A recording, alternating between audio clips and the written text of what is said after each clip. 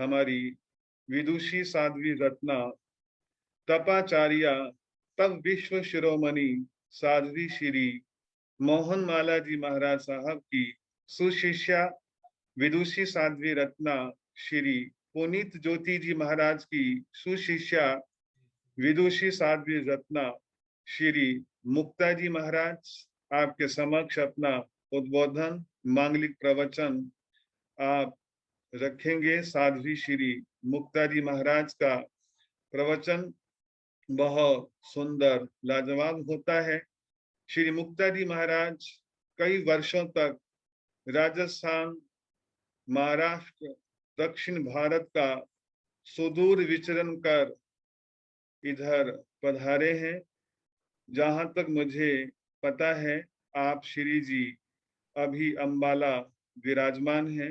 अंबाला में से विराजित होकर आज इस वर्चुअल सभा में आप अपना मांगलिक प्रवचन उद्बोधन देने की संघ समाज पर महती कृपा आप श्री जी करेंगे। आपके समक्ष प्रस्तुत हैं विदुषी साध्वी रत्ना श्री मुक्ता जी महाराज। अनंत अनंत मैत्री के मसीहा, दया और करुणा के अवतार परम पिता परमात्मा प्रभु महावीर के चरणों में कोटिश्य वंदन नमन। मेरे आराध्य आचार्य भगवान, उपाध्याय भगवान, प्रवर्तक भगवंत के चरणों में, अन्य गुरुदेवों के चरणों में कोटिश्य वंदन करती हूँ।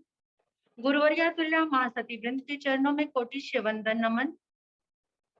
इस वर्चुअल सभा से जुड़े हुए सभी आत्मिक बंधुओं का हार्दिक हार्दिक अभिनंदन, कोटि कोटि धन्यवाद। बहुत सुंदर सब्जेक्ट है, हमें जो मिला क्यों मिला। और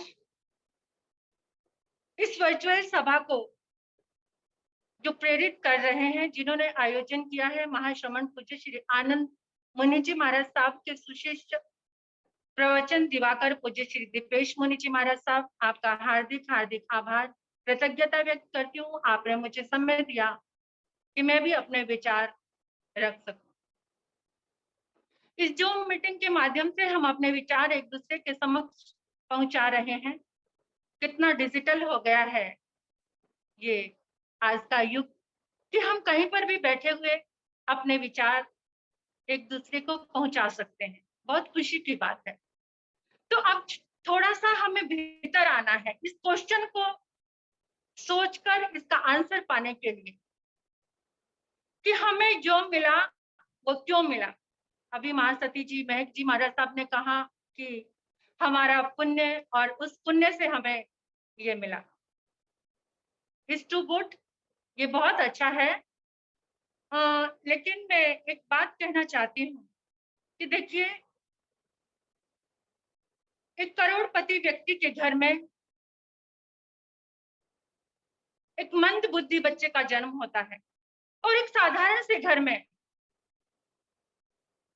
एक अच्छे बुद्धिमान बच्चे का जन्म होता है। किसी के घर में एक बच्चे का जन्म होता है जिसके पास आंखें नहीं है। एक बच्चे का जन्म होता है जिसके पास कान नहीं है, हाथ नहीं है, पांव नहीं है। और एक घर में ऐसे बच्चे का जन्म होता है जिसके पास सब कुछ है, आंखें भी हैं, कान भी है, नाक भी है, हाथ पांव भी ठीक है। ये सब क्यों है? ये सब उसको कैसे मिला? ये सब उसके पास कैसे आया? कैसे आया? ये हमारे पास कैसे आया? दूसरों की बात ना करके हम सोचें कि आज हमें जो जिभा मिली है, हम उससे प्रभु का गुणगान कर रहे हैं या हम अपने बात एक दूसरे के पास पहुंचा रहे हैं, वो कैसे मिली हमें? हमें ये आंखें कैसे मिली? हमें ये कान कैसे मिले? क्यों मिले? क्या करने के लिए मिले? क्वेश्चंस बहुत इंपॉर्टेंट है और इसका आंसर वेरी वेरी इंपॉर्टेंट कि जो कुछ हमें मिला है, हमने पूर्व में धर्म की आराधना की है, हमने धर्म की आराधना की है, उसके कारण हमें ये सब कुछ मिला है। लेकिन जो सब कुछ मिला, क्या हमने उसको बरकरार रखा है? जो हमें मिला है, इन कानों से हमने जिन वाणी सुनी होगी, गुरु भगवंतों की वाणी सुनी होगी, तो आज निंदा सुनने में इतना रस क्यों? जिन आंखों से हमने प्रभु दर्शन किए होंगे, जिन आंखों से हमने परमात्मा के दर्शन की प्यास जागी होगी और किए भी होंगे, तभी ये आंखें अच्छी मिली है। तो आज उन आंखों में स्त्री दर्शन के लिए पागलपन क्यों है? या कुछ ऐसी चीजें देखने के लिए पागलपन क्यों है? क्या कभी सोचा हमने कि हमको जो कुछ मिला है उसका जो सोर्स है? देखिए, एक बात निश्चित है, ये जान लेना, सारी तकलीफें, सारे दर्द मिट जाएंगे कि जो हम दे रहे हैं वही लौटकर हमारे पास आ रहा है। दर्द दिया है तो दर्द आएगा, प्यार दिया है तो प्यार आएगा, कोई इसमें दोषी नहीं है। एक दूसरे से शिकवे शिकायत करके जिंदगी बिता देते हैं कि उसने मेरे साथ ऐसा किया, उसने मेरे साथ ऐसा किया। कोई किसी के साथ कुछ नहीं करता, जो कुछ किया है वो हमने किया है और वो हमें मिला है, पुण्य से मिला है, ठीक है, लेकिन एक दिन पुण्य खत्म हो सकता है। लेकिन अगर आपके जीवन में देव गुरु धर्म की आराधना के प्रति समर्पण भाव है, तो वो आपका कभी जन्मों जन्मों में समाप्त नहीं हो सकता, खत्म नहीं हो सकता। अब इसको जो हमें मिला है उसे बरकरार कैसे रखना है? क्या आपने कभी गौर किया अपने लाइफस्टाइल के लिए? क्या आप जो इन्वेस्ट करते हैं वो प्रॉफिट वाली कंपनी के साथ करते हैं या फिर जो लॉस में जा रही है कंपनी उसके साथ करते हैं? सबका आंसर एक ही होगा कि हमें प्रॉफिट चाहिए। फिर आप जो हमें मिला है, क्यों मिला, क्या करने के लिए मिला, उसके लिए हम क्या प्रॉफिट के साथ जुड़े हुए हैं या लॉस कर रहे हैं? हमारी डीलिंग किसके साथ चल रही है, किसके साथ डील कर रहे हैं हम? जो हम इन्वेस्ट कर रहे हैं उसको बढ़ाने के लिए, ऊंचाई पर जाने के लिए इन्वेस्ट कर रहे हैं या फिर हम नीचे आने के लिए, लॉस के लिए कर रहे हैं? हमारा लाइफस्टाइल क्या है? हमारे लाइफस्टाइल में रिक्वायरमेंट है या डिजायर्स है? आप सोच सकते हैं इस बात को। मेरा विषय समझ आ रहा होगा शायद, आज थोड़ी मैं बात कर रही हूँ, मुझे बहुत प्रिय लगा ये विषय महाराज साहब ने जो दिया कि आज हमारा लाइफस्टाइल क्या है। हम अपने लाइफस्टाइल में जो कुछ कर रहे हैं उसमें रिक्वायरमेंट है या डिजायर्स है?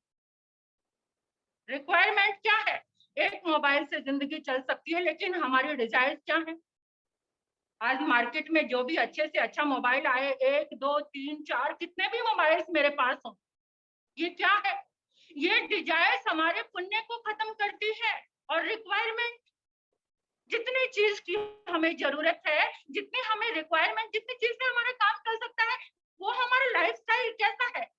अगर तुम्हारा लाइफस्टाइल रिक्वायरमेंट के साथ जुड़ा है, जितनी चीज की जरूरत है, देखिए रिक्वायरमेंट एक दिन आपको तृप्ति देगी और डिजायर्स आपको अतृप्त कर देगी, क्योंकि इच्छाओं का तो कोई अंत ही नहीं है, वो बढ़ती जाती है। और ये लाइफस्टाइल अगर डिजायर से जुड़ा हुआ है, ये हमारे पुण्य को खत्म करता है। फिर सेकंड एक और चीज आती है, अनवांटेड हैबिट्स।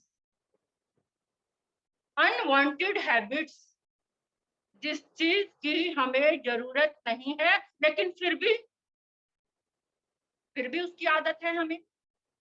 कितनी सारी चीजें ऐसी हैं जो अनवांटेड है हमारी लाइफ में, लेकिन उसके हम इतने गुलाम बन गए हैं, उसके इतने एडिक्ट हो गए हैं हम कि उसको छोड़ ही नहीं पाते हैं। और उससे क्या हो रहा है? उससे भी हमारा पुण्य खत्म हो रहा है। ये चीज हमें याद रखनी है कि परमात्मा ने जो दिया है हमें, जहां पर एक सूत्र आता है, चत्तारी परमंगानी दुर्लानी है जंतुरो, जो दुर्लभ चीजें हमें मिली है उसको हम बरकरार रख पा रहे हैं या नहीं? हमारा एक एक विचार, हमारी एक एक थॉट क्या बनाती है? हमें जो मिल रहा है उसको देने वाली हमारी एक एक थॉट है। क्या हम कभी अपनी एक एक थॉट की तरफ देख पाते हैं कि मेरी थॉट किसी को नुकसान देने वाली है? मेरे जो विचार चल रहे हैं वो दूसरों के लिए, दूसरों की निंदा के लिए है, दूसरों की आलोचना के लिए है, दूसरों के लिए हमारे जलन के लिए है, या कैसे है? उसको सोचना है हमें और उससे हमें बचना है। अब अनवांटेड हैबिट्स क्या है? देखिए, आप धर्म स्थान में गए, आप सामायिक करने के लिए बैठे, मोबाइल की आवश्यकता नहीं है वहां रखने की, लेकिन फिर भी आप रखते हो कि कोई कॉल आ जाए।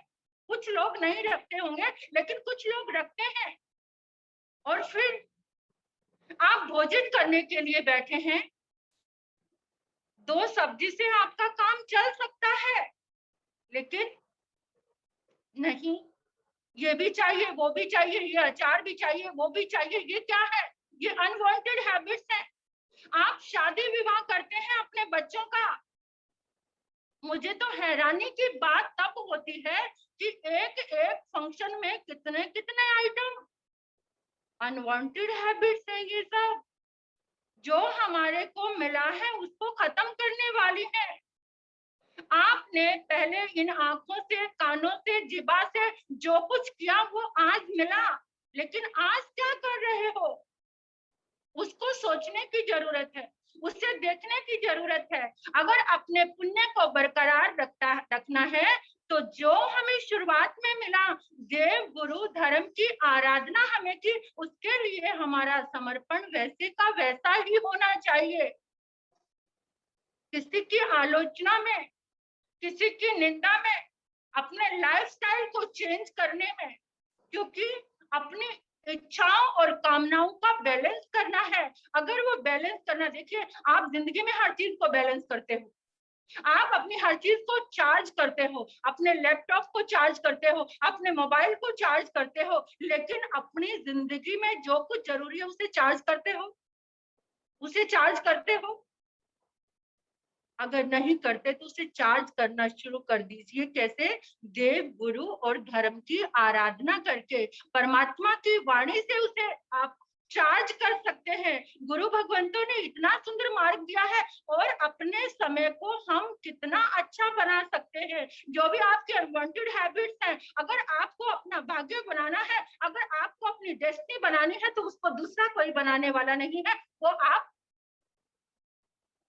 खुद बनाने वाले हैं, आप स्वयं बनाने वाले हैं। वो आपके हाथ की बात है। आपका एक एक विचार, आपकी एक एक थॉट पूरे ब्रह्मांड में जाती है। जो आप सेंड करते हो वही आप रिसीव करते हो। याद रखना मेरी बात को, जो आपने इस ब्रह्मांड में भेजा वो आपको रिसीव होगा, वही आपके पास लौट कर आएगा। कैसा है ये जीवन? थोड़ा सा दोगे और बहुत सारा लौट कर आता है, विद इंटरेस्ट। बड़े खुश होते हो जब दूसरों को अपना पैसा देते हो, इंटरेस्ट के साथ वो वापस आता है तो कितने खुश होते हो। और जब कर्म आते हैं वापस, अब पुण्य आया तो बड़े प्रसन्न हो गए, अगर दुख आया तो बड़े दूसरे पर दोषारोपण। इसने मेरे साथ ऐसा किया, उसने नहीं किया, उसने नहीं किया, तुमने दिया तो वो लौट कर आया है। सुबह उठकर सबके लिए मंगल प्रार्थना, सुबह उठकर परमात्मा के लिए अपना समय देना। अगर ये सब हम करेंगे तो सब लौटकर जो आएगा फिर वो एकदम सुख देने वाला होगा, आनंद देने वाला होगा। गम का साया देखकर क्यों दिल में घबरा गए? गम का साया देखकर क्यों दिल में घबरा गए? अपने ही बदकर्मों की आज सजा तुम पा गए। गम क्यों ये मिला, सोचो तो जरा। गम क्यों ये मिला, सोचो तो जरा। अपने कर्मों का खुद फैसला कीजिए। तुम्हारा वर्क प्लेस क्या है, तुम्हारी फीलिंग्स क्या है, तुम्हारी थॉट्स क्या है, और तुम्हारा कार्य करने का जज्बा क्या है, बस इसी को देखकर तुम्हारी डेस्टिनी है, वही तुम्हारा भाग्य बनता है। बस अपने भाग्य को बनाना है, अपनी डेस्टिनी को अच्छा रखना है, तो अपनी इन चीजों से दूर रहना पड़ेगा और उसका सदुपयोग करना पड़ेगा। जो कुछ मुझे मिला है, जो कुछ मुझे मिला है बहुत अच्छा मिला है, बहुत पुण्य का उदय है। जिन शासन मिला, जिन धर्म मिला, गुरुदेवों का सानिध्य मिला, गुरुदेवों का साया मिला, ये मेरे कर्म का ही कारण है सब कुछ। दुख भी और सुख भी, लेकिन उसको बरकरार रखने के लिए आगे पुरुषार्थ करना है, आगे बढ़ना है। उसे यूं ही नहीं लॉस नहीं करना, जो इन्वेस्ट किया है उसको क्या करना है, आगे आगे बढ़ाते चले जाना है।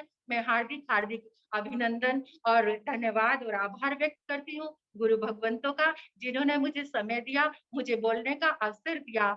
और बहुत अच्छा लग रहा है इस सभा के माध्यम से सबके पास, जो भी सुन रहे हैं उनके पास मैसेज जा रहा है, एक अच्छा मैसेज, गुरु भगवंतों की ऊर्जा का मैसेज, गुरु भगवंतों की वाणी का मैसेज। और उससे देखो कुछ लोगों का भी जीवन बदला, तो ये वर्चुअल सभा एकदम सार्थक हो जाएगी, अच्छी हो जाएगी। तो इसका उत्तर हमें अपने भीतर ही ढूंढना है कि हम क्या है, क्यों मिला, और क्यों मिला है तो उसको कैसे सुरक्षित रखना है, कैसे कायम रखना है। अगर कुछ गलत मिला है तो उसको कैसे दूर करना है, कैसे हटाना है। अगर पाप का उदय आया है तो उसके अंदर भी धर्म की आराधना करके उसे किस तरीके से दूर करना है। इसी के साथ मैं गुरु भगवंतों के चरणों में पुनः पुनः वंदन करते हुए अपना स्थान ग्रहण करती हूँ। और मुझे बहुत खुशी की बात है कि शायद आज मेरी आवाज को मेरे गुरुदेव जिन्होंने मुझे दीक्षा प्रदान की है, प्रवर्तक भगवंत आगम रत्नाकर पूज्य श्री सुभद्र मुनि जी महाराज साहब भी सुन रहे हैं। तो मैं सभी गुरु भगवंतों के चरणों में बहुत बहुत वंदन करती हूँ, नमन करती हूँ और अपना स्थान लेती हूँ। हर्ष हर्ष, जय जय।